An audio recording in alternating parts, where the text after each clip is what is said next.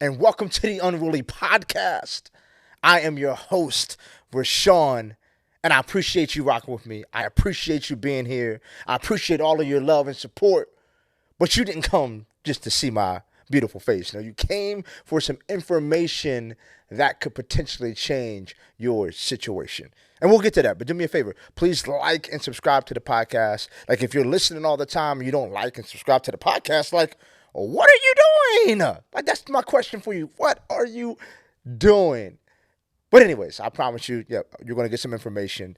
And typically that information is things that I've heard or sessions that I've had with my coaches or mentors or a book that I've read, or do tend to be able to pull from areas in which I've invested in myself. And so the topic I want to talk to you about today is something that was presented to me because I had this profound belief. Have you ever had a belief and you just knew in your soul that you were exactly right, and there was nothing that anyone could say to you to sway you from believing what you believed? That's the best. Like, when you get proven wrong, when you know that you're right, that was me. Because I had this mindset that quitters never win and winners never quit. Woo! I'll say it again. Quitters never win and winners never quit. Like, I believe that. I was all about pushing through your obstacles, overcoming your challenges. Hey, never quit. If you started, don't stop it.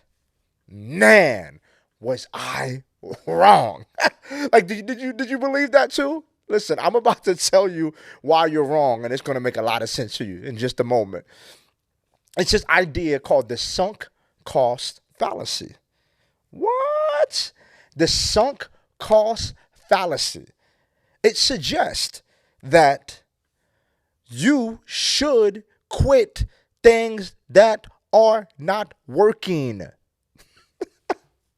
It suggests that just because you and your wife started that show on Netflix and it's 12 seasons and your it's 12 episodes and you're 6 episodes in, and it absolutely sucks, but you feel like you've invested too much time to stop it, the sunk cost fallacy suggests that you should stop it. The sunk cost fallacy suggests that you're better off stopping the thing that's not working, because the amount of time that it would have taken you to finish something that's not serving you, come on, the amount of time it would have taken you to complete something that you know is not working, if you actually stop and begin working on something new, that amount of time is not wasted. It's not sunk cost. And so I'm asking you right now in your life, what do you need to quit?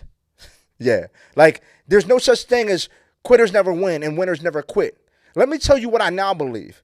I believe that winners quit the right things.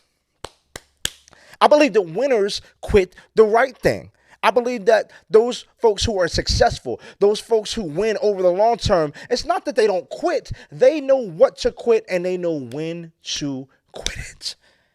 I'm not talking about, caveat here, I'm not talking about your marriage. Like, that's a covenant vow that you made under God in the presence of your friends and family. That's not a contract, that's a covenant. So miss me with that. Don't try to take this, clip it up, and make it seem like I told you to leave your spouse. Don't do that. I'm not going to let God punish me for something I didn't tell you. Listen, stay in your marriage, be committed to your marriage. But all the other stuff, yeah, you may want to consider quitting some things.